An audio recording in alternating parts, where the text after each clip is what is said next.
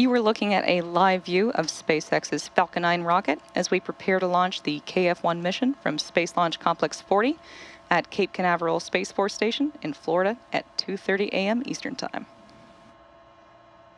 My name is Tyler Lionquist, and I am an analyst here at SpaceX.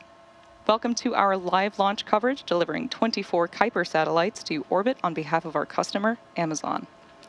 Today's mission is named KF-01 for the first Falcon 9 launch for Amazon's Project Kuiper. Project Kuiper is Amazon's low Earth orbit satellite constellation, which will provide fast, reliable internet to customers and communities around the world. This will be the third launch of Project Kuiper satellites this year, and will add another 24 satellites to its constellation. Today's mission marks our first out of 3 Kuiper missions. At T-minus 9 minutes and 30 seconds, everything is looking good for an on-time liftoff, and the range is ready to support. And just a quick note, at our customer's request, we will be ending live coverage of the mission just after the first stage booster landing. As far as weather is concerned, we've been keeping an eye on our launch commit criteria all night, and everything so far seems to be working in our favor. If for any reason we are unable to launch tonight, a backup opportunity is available tomorrow at 1:57 a.m. Eastern Time. And with that, let's take a moment to learn a bit more about the vehicle supporting today's mission. That's Falcon 9 on your screen. It's a 2-stage rocket that is 229 feet tall and is getting ready for liftoff in just under 9 minutes. At launch, it produces more than 1.7 million pounds of thrust, which is enough to lift more than its own weight. The bottom section is the first stage, or booster, powered by 9 Merlin engines. They'll burn for the first couple of minutes, carrying Falcon 9 through the thickest layers of Earth's atmosphere. But it's not just going up. Early in flight, Falcon 9 performs a gravity turn, a smooth pitch maneuver that tilts the rocket sideways to build up horizontal velocity. Because getting to orbit isn't just about going straight up, it's about accelerating so fast that it never lands. And that's what achieving orbital velocity is. Once the first stage completes its portion of the mission, it shuts down and separates. A staged rocket like Falcon 9 sheds the booster, so stage 2 and the payload can keep climbing faster and more efficiently. After stage separation, today's booster will land on our drone ship, a shortfall of Gravitas, which is currently stationed in the Atlantic Ocean. And this particular booster will be returning to Earth for its first time. The second stage will take over from there, powered by a single Merlin vacuum engine, also known as the MVAC. With its extended nozzle and optimized design, the MVAC drives maximum performance in the vacuum of space. And topping it all off is the payload fairing, a 17-foot wide carbon composite shell that protects the satellite during the uphill trip through the atmosphere. About 3 minutes into flight, both halves of the fairing will separate and parachute back to Earth. Now, both of these fairing halves have seen multiple flights. One is flying for its 28th time today, and the other is flying for its 27th. If recovery goes to plan, the fairings will be pulled from the ocean and prepped to fly again. So much of what makes Falcon 9 remarkable happens in flight. Those stages separating, the first stage landing itself on a drone ship in the middle of the ocean, the fairings parachuting back, all to get ready for another flight to space. Every part of Falcon 9 is part of a larger design that comes together to do one thing: escape gravity. And that is the first step in building our multiplanetary future. At T-minus 6 minutes and 23 seconds, Falcon 9 is tracking no issues, and our payload is looking healthy. Falcon 9 has been loading propellant since T-minus... Stage 1, RP1 load is complete. Good call out there. We've been loading propellant since T-minus 35 minutes, and we're expected to finish loading at T-minus 2 minutes. If for any reason we don't launch today, we do have a backup opportunity tomorrow at 1:57 a.m. Eastern Time. Next up in the countdown, the transporter erector, or the TE, will begin to retract away from Falcon 9. That's the large truss structure that you see standing next to the rocket. It's hinged at the base and is connected to the launch mount beneath the first stage. First, we'll see the clamp arms open around the second stage. Then the TE will begin to pivot back, slowly swinging away from the rocket. It'll reach its full recline by T-minus 3 minutes and 40 seconds. You might also hear the TE called the strongback. It's the same structure, just referred to as a different name. The TE also does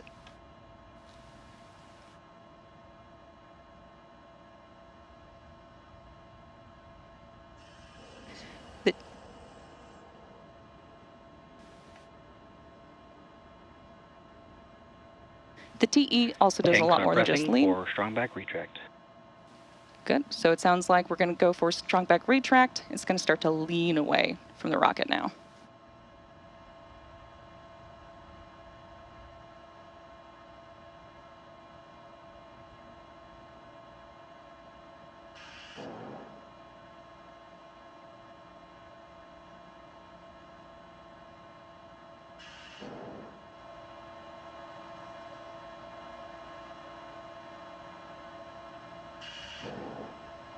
We should be expecting those clamp arms under the second stage to start opening up. It'll take about 15 seconds for them to fully open. And there they go.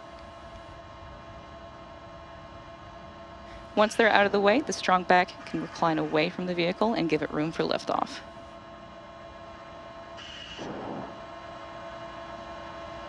Looks like the arms are now open and the rocket is free.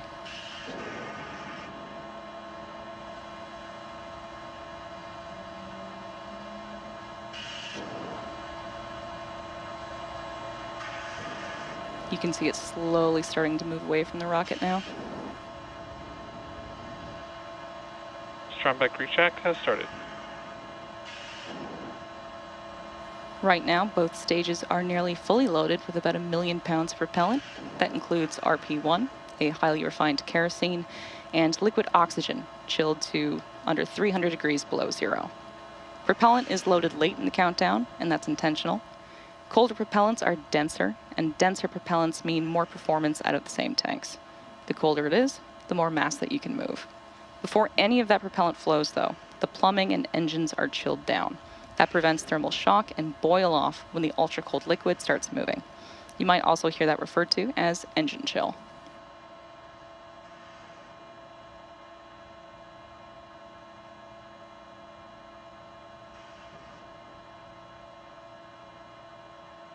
Stage 1, LOX load is complete. As you just heard over the nets, there's confirmation of stage 1 liquid oxygen loading completion. The second stage will finish up about a minute later. The tanks are also pressurized using helium. That helium is chilled too, so it stays compatible with the cryogenic plumbing. During flight, that pressurization helps force propellant into the engines as the tanks empty. At T-minus 60 seconds, Falcon 9 will enter startup, and at that point, the rocket's onboard flight computers will take over. From there on out, the countdown becomes fully autonomous. Just inside of T-minus 2 seconds, then the 9 Merlin 1D engines will ignite. And once they're at full power, Falcon 9 will lift off the pad and begin its climb to orbit. Stage 2, LOX load is complete. And another great call out.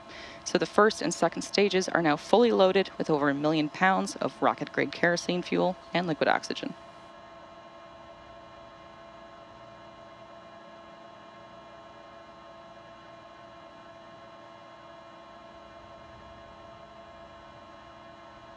You've probably noticed those white clouds that are venting from the rocket. That's not smoke, it's actually condensation. As the liquid oxygen warms slightly inside the tanks, some of it boils off. That gas is then vented to manage the pressure. When the vented oxygen hits the warm, humid Florida air, it instantly condenses into those clouds. It's the same principle as your breath on a cold morning, just on a much, much bigger scale. As of now, the satellite remains healthy and the rocket is tracking no issues. Weather looks green and the range is clear to support our scheduled liftoff of 2:30 a.m. Eastern Time.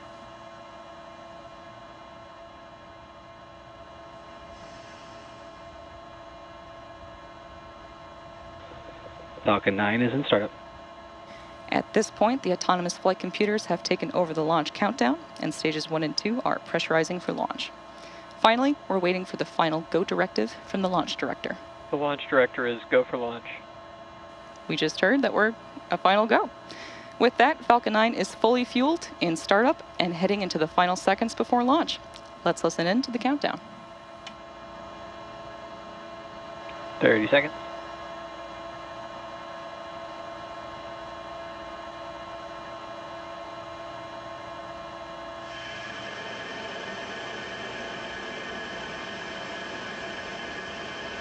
$15 seconds. T-minus 10, 9, 8, 7, 6, 5, 4, 3, 2, 1. Ignitions. Engines full power.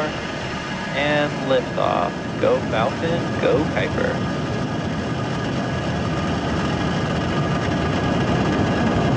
Vehicle is pitching downrange.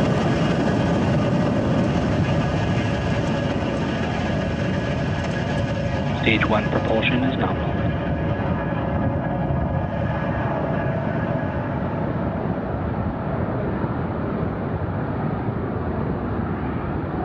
At T plus 30 seconds and counting, Falcon 9 has successfully lifted off from Space Launch Complex 40 at Cape Canaveral Space Force Station.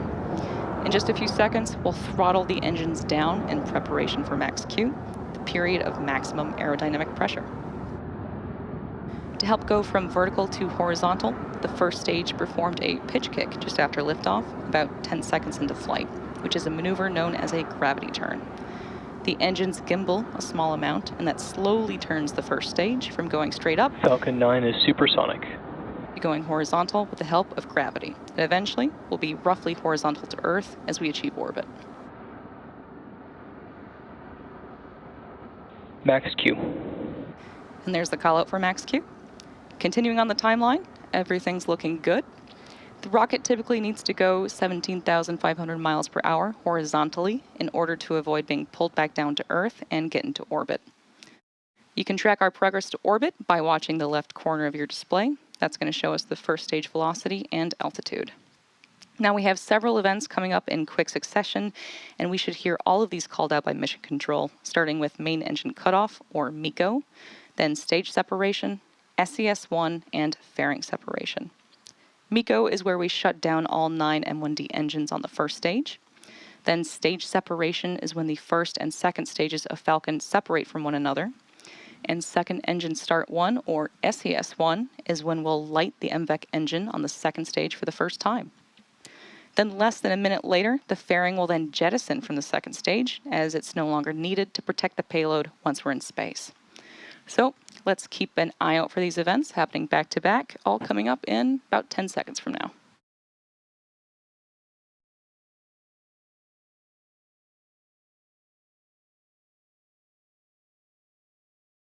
MECO. Stage separation confirmed.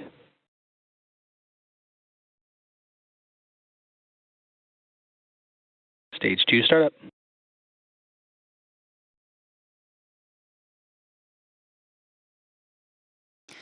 Good series of call-outs back to back, which again were MECO, stage separation. Coming up next will be fairing separation in about 30 seconds from now.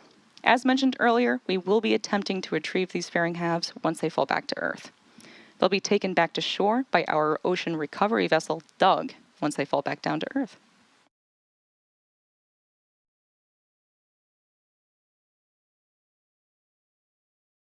And we should be hearing that call out for fairing separation in just about 10 seconds from now.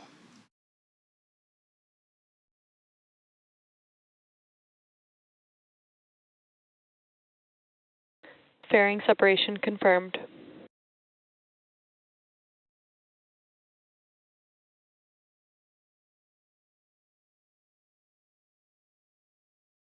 There's a good call out for fairing separation.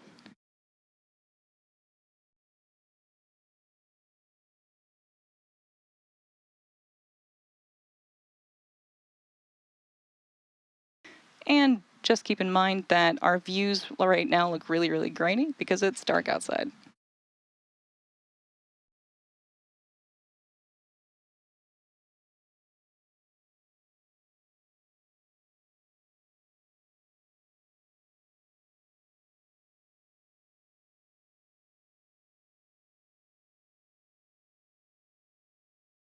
We are T plus 4 minutes and 26 seconds into today's mission. The next major milestone is coming up just past the T plus 6 minute mark, where you should see the first stage's entry burn on your screen. To start the entry burn, we will relight 3 M1D engines on the first stage, starting with the center engine, known as E9, followed shortly by the E1 and E5 engines. This helps slow down the vehicle as it passes back into the Earth's denser, lower atmosphere. We need to slow the rocket down to reduce re-entry forces, which then helps us recover and reuse the first stage. We're still over a minute away from the beginning of the entry burn, and you can check out the telemetry on the bottom of your screen and see that our second stage is still picking up speed and heading towards its destined orbit. On your right screen, you can see that engine burn, and the left side, you can see the first stage decelerating and making its way back to Earth.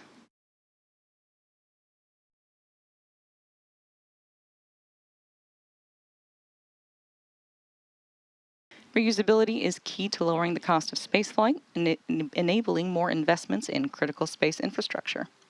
Though the Falcon 9 first stage that is supporting today's mission is performing this entry burn for the first time tonight, the payload fairings are already flight proven, with one half flying for its 27th time and the other half flying for its 28th time.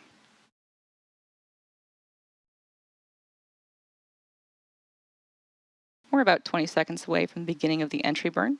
If you like, you can check out the telemetry on the bottom of your screen, where you can watch the graphics light up as the engines do.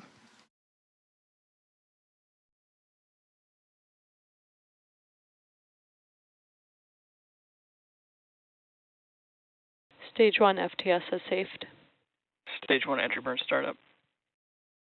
There's a call out for entry burn startup on the Falcon 9's first stage. The burn is set to last about 25 seconds and again is slowing down the vehicle in preparation for its final burn and landing.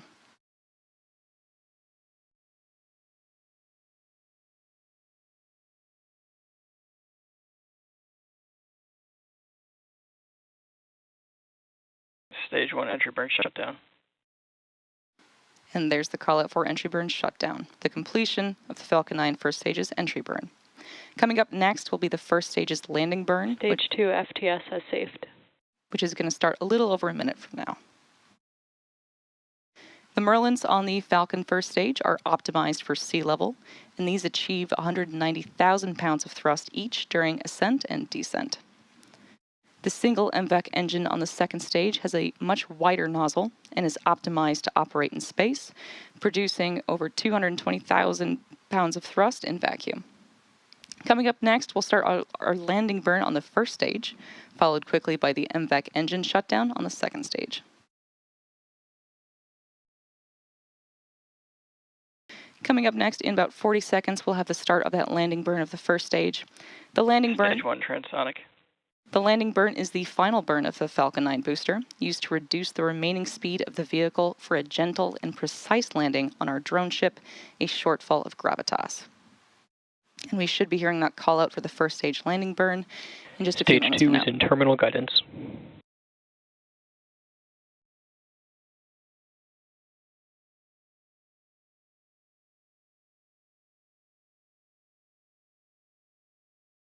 Stage 1 landing burn. Good call out for landing burn start on the Falcon 9 first stage.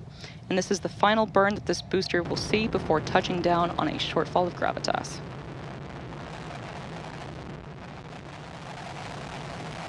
Stage 1 landing leg deploy.